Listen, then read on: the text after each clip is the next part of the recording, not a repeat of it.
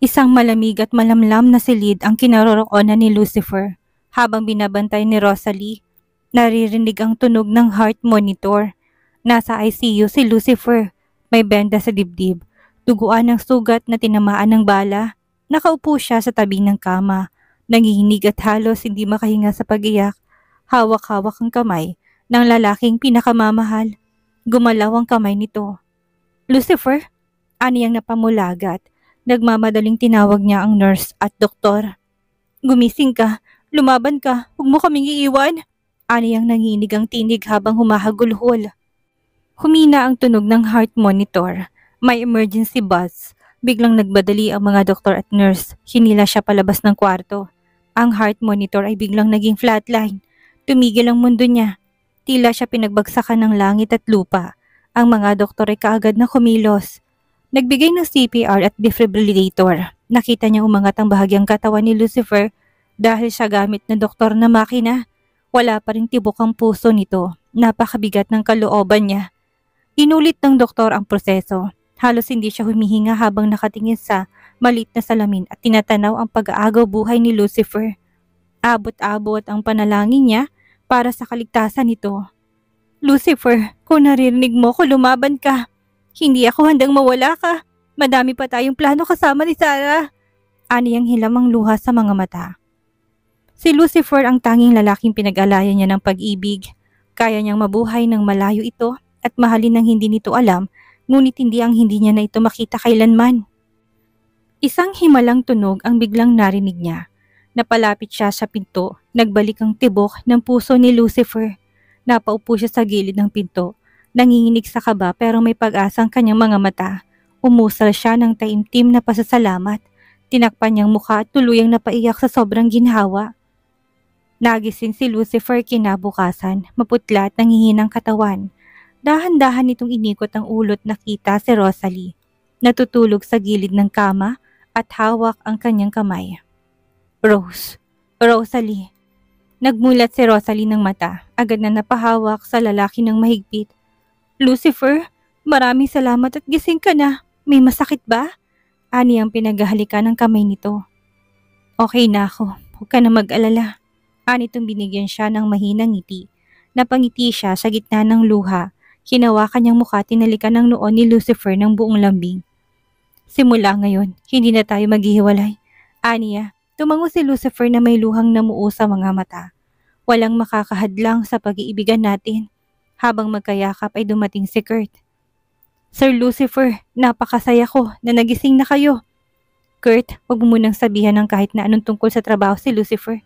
Kailangan na muna niya magpagaling. Tama ka, Miss Rose. May mga dokumentong dapat pong pirmahan si Sir Lucifer. Sa tingin ko, pwedeng tamar kung hindi pa makapirma si Sir Lucif. Teka, kailangan pang basahin ang mga yan. Kakagising niya lang, iwan mo muna dyan. Salamat, Kurt. Maintindihan naman nila kung matatagalan man sa pagpirma. Tama, Miss Rose. Kakausapin ko na lang muna ang mga tao. Lumabas na ito ng kwarto, kasunod ang pagpasok ni Doña Lunila at ni Zara. Daddy, kamusta ka po? Sabi Lola, masakit daw dibdib mo kasi nagbuhat kang mabigat. Anitong umakyat sa kama. Nagkatingin na sila ni Lucifer. Kinarga niya ito. Anak, masakit pang katawan ni Daddy, kaya ako na munang kakarga sa'yo. Zara, akong tunay mong ama, naiyak na sambit ni Lucifer. Alam ko po, nakita ko lumang notebook ni Mommy, may picture ka, saka parehas ang mata natin. Anitong binigyan ng beautiful eyes si Lucifer. Matalino talagang kanyang anak. Tara na Zara, kailangan ng pahinga ng Daddy at ng Mommy mo. Ako na munang mag-aalaga sa'yo. Ma, huwag mong bigyan ng kung ano-ano si Zara. Allergic siya sa peanuts. Habol ni Lucifer sa inang karga ng bata. Alam ko, magpagaling ka, anang ina na kinintala ng halik sa pisngi ang apo. Saglit siyang lumabas ng room upang bumili ng mga kailangan sa ospital. Pagbalik niya ay nadatnan niya si Lucifer na may hawak na dokumento. Gaano nakatagal ang sakit ni Zara, may hina't may lungkot sa boses. Napaupo siya sa gilid ng kama. Na-diagnose siya noong nakaraang taon, hindi ko inakalang masayahing bata ay may ganyang kalubhang sakit. Aniyang tumulo ang luha. Tahimik si Lucifer. Pilit niyang hinuhuli ang damdaming nasa loob ng dibdib nito. At mag-isa mo itong hinaharap? Hindi mo pinaalam sa akin? Wala akong lakas ng loob. Maraming hadlang sa relasyon natin. Ikakasal ka nun kay Angela. Ayaw sa akin ng pamilya mo. Akala ko hindi mo matatanggap si Zara. Hinawakan ni Lucifer ang kamay niya. Mahigpit pero banayad. Nauunawaan ko, may chance pa siyang mabuhay, hindi ba? Ipapagamot natin siya sa pinakamagaling na espesyalista. Oo, gagaling si Zara pero matagal mahal. At mahirap para sa bata. May donor list na. Wala pa ring match hanggang ngayon. Pero may isang option. Sabihin mo, kahit na ano, gagawin natin para gumaling si Zara. Bone marrow transplant. Pero kailangan manggaling sa immediate family at pinakamainam kung sa kapatid. May tinatawag na cord blood transplant. Yun ang pinakamabuting solusyon. Nalaki ang mata nito. Ibig mong sabihin, kaya mo ko inaakit noon para mabuntis ka at magkaroon ng kapatid si Zara? Tumango siyang nakayuko. Kinabig siya nito't niyakap ng mahigpit. Rose, sana sinabi mo sa akin noon. Hindi ko ma-imagine ang hirap mo sa pagpapalaki sa ibang bansa na anak natin. Nandito na ako at hindi ko kayo pababayaang mag-ina. Iniharap nitong kanyang muka. Magmula ngayon, palagi tayong magsasabi sa isa't isa. Magtutulungan tayong masolusyonan ang bawat problema. Napakagaan ng kanyang pakiramdam sa bisig ni Lucifer. May dumating na nurse kaya siya naghiwalay. Tumayo siya at kumuha ng tubig. Umikot ang kanyang paningin, napahawak siya sa ulo. Nahihilo siya dala marahil ng magkakasunod na pangyayari. Rose, okay ka lang? Puno ng pag-alalang tinig ni Lucifer. Umupo siya dahil tila nagdidilim ang kanyang paningin. Rose, makakabuting magpa-check up ka. Anang asawa. Inakay siya ng nurse papunta sa laboratory room. Hindi kaya buntis siya? Bumalik si Rosalie sa kwarto ni Lucifer matapos ang lab test. Natulala siya sa sunod-sunod na pagsubok na dumarating. Ngunit sa kabila ng lahat, alam niyang hindi siya papabayaan ng Diyos. Rose, humiga ka sa tabi ko. Baka sobrang stress ka na. Ani Lucifer na makita siyang namumutla. Pinilit niyang ngumiti, magulo ang takbo ng kanyang isip. Rose, pwede akong sumiilalim sa test at baka mag-match kami ni Zara. Kinausap ko si Dr. Alvarez, kaya huwag ka na mag-alala. Lucif, hindi ka pa lubusang magaling, kaya ko. Kailangan ako ni Zara, sana lang ay perfect match. Magdasal tayo, alam mo lahat ng hiniling ko. Binigay ni Lord, magtiwala tayo sa kanya. Ani ang naluluha? Pumasok ang doktor sa kwarto ni Lucifer, hawak nitong envelope ng lab results niya. Congratulations, Mr. and Mrs. Donovan. You're pregnant, sabi ni Dr. Alvarez. Napatingin siya kay Lucifer, nalaki ang mata niya. Natulala siya at hindi makapaniwala. Po, sigurado po ba kayo? Yes, we ran all the tests. You're about 8 weeks pregnant. Inangat ni Lucifer ang katawan mula sa higaan, humawak sa kanyang kamay. Lucifer, magiging ama ka na ulit. Ani ang luhaan dahil sa ligaya. May isa pa po kong good news, ani Dr. Alvarez. Napatitig silang dalawa sa doktor. Because of the pregnancy, there's a big possibility we can do cord blood donation. If the baby's tissue matches Zara's, we can use the stem cells from the umbilical cord during birth. It could save her life. Bigla siyang napaiyak. Tinakpan niyang kanyang bibig. Halos hindi makapaniwala. Dok, hindi na siya kailangang sumailalim kaagad sa transplant mula sa bone marrow ni Lucifer ang bata. Kapag perfect match, pwede natin gawin yon. Pero tong blood cord donation ang mas makakabuti kay Zara. It's much less invasive. And the match rate with the sibling is high, meaning less complications. Ang anak natin, may liligtas ang kapatid niya. Aniya kay Lucifer. Matapos silang kausapin ng doktor, nagtungo sila sa chapel. Magkatabi sa upuang kahoy sila sa loob. Tahimik, nakaluhod si Lucif, nakapikit. Si Rosalie naman ay nakatingin sa altar, hawak ang rosaryo at panay ang pahid ng luha. Umupo si Lucifer sa kanyang tabi. Rose, patawarin mo ko sa dami ng pagkakamali ko. Sa lahat ng hindi ko maibigay sa'yo. Sa lahat ng mga pagkukulang ko. Salamat sa pangalawang pagkakataon na ibinigay mo. Gagawin ko lahat para sa'yo ng mga anak natin. Anitong hawak ang kanyang kamay. Hindi pa tapos ang laban, Lucifer. Pero ngayon, puno ng pag-asang puso ko. Noon, akala ko tahimik ng buhay ang gusto ko. Lumayo kami mag-ina, ngunit hindi ko nahanap ang katahimikang hinahanap ko. Ikaw ang kapayapaan ko, Lucifer. Ikaw at ang pag-ibig mo. Niyakap ni Lucifer ang balikat niya, tinampian siya ng halik sa noo. Sa iyo ako at ang buong puso ko, Rose. Sa pintuan ng chapel, si Doña Lunila ay tahimik na nakamasid. May luha sa mata pero may ngiti sa labi. Tahimik ang silid, may liwanag na araw na pumapasok sa bintana. Nakahiga si Zara, suot ang paborito niyang kulay dilaw na bonnet. Sa tabi niyang stuffed toy na bigay ni Lucifer. Pumasok sa kwarto si Rosalie, bitbit ang paboritong pagkain ni Zara. Kasunod si Lucifer, may hawak namang laruan. "Mommy! Daddy!" Masiglang bati ng pastit. "Kumusta ka? May surprise kami sa'yo." Aniyang nakangiti pero halatang pinipigil ang emosyon. "At may regalo kami. Pero dapat hulaan mo muna," sabi ni Lucifer. Bagong crayons? Drawing pad? Clay?" Ani Sarah na nakatawa.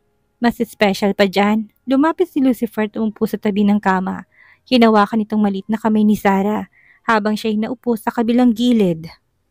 "Anak, magkakaroon ka na ng kapatid." Napatigil si Sarah. Nalaki ang mata at biglang napangiti. Kiting may halong pagtataka at saya.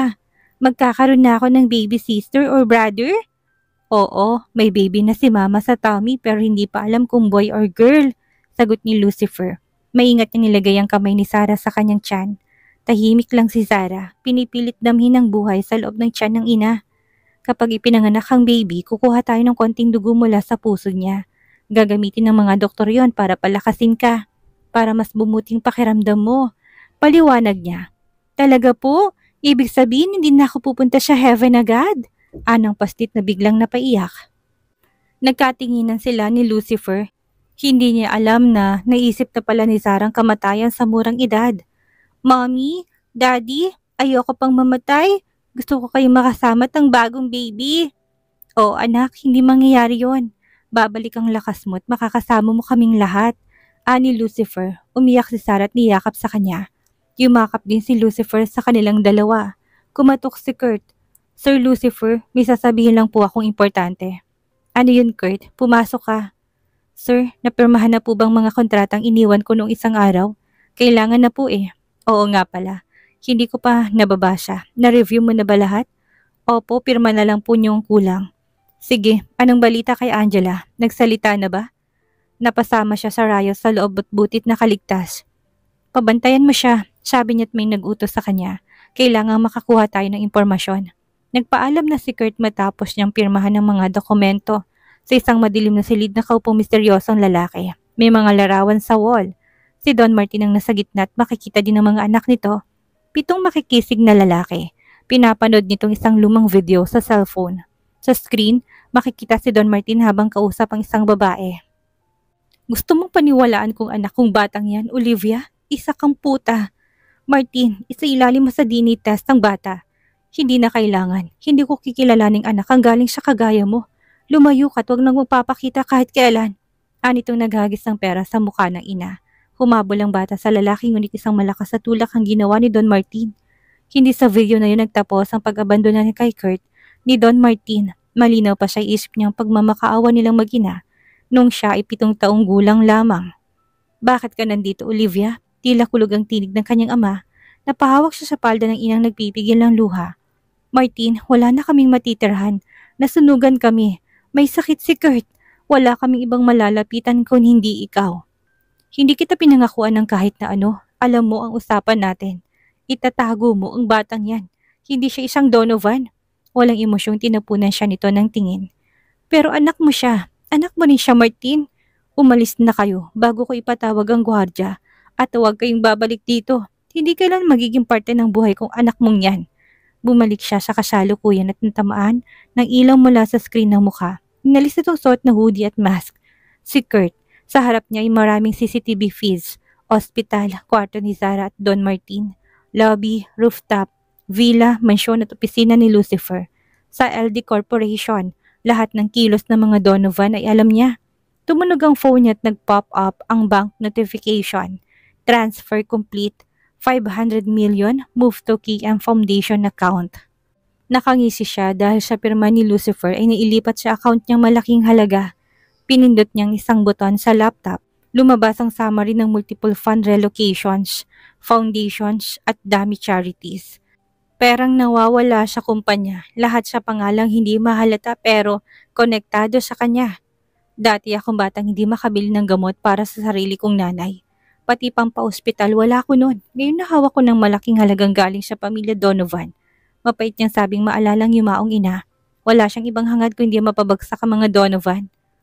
Tahimik sa ospital, halos walang tao. Tanging tunog ng wall clock at mahinang boses mula sa nurse station ang maririnig. Nagmamadaling lumalakad si Lucifer pabalik sa kwarto ni Sarah. Dinalaw niyang ama sa kabilang building na natiling malubha ang kaligayan. Madaming gumugulo sa kanyang isip at naputol ng mapansin ng isang tao. May aninong gumalaw sa dulo ng pasilyo. Malapit yun sa kwarto ni Sarah. Bumilis ang tibok ng puso niya. Tahimik siyang humakbang. Isang hakbang, isa pa. Hanggang sa nakita niya ito, isang lalaki, naka-hood at mask, nakatayo sa mismong pinto ng kwarto ng anak niya. Napalakas ang tibok ng dibdib niya. Hindi siya nag-isip, bumilis ang hakbang niya palapit, napalingon ng lalaki. Nagulat at tumakbo, walang alinlangang hinabol niya to. Humampas ang emergency exit, dinig niya ng tunog na tumatakbong mga paa sa bakal na hagdanan. "Sino ka? Huwag kang tumakbo!" Hindi sumagot ang lalaki. Lalong bumilis ang takbo nito, ngunit kahit nasa dilim ay tila pamilyar ang kilos sa tikas nito.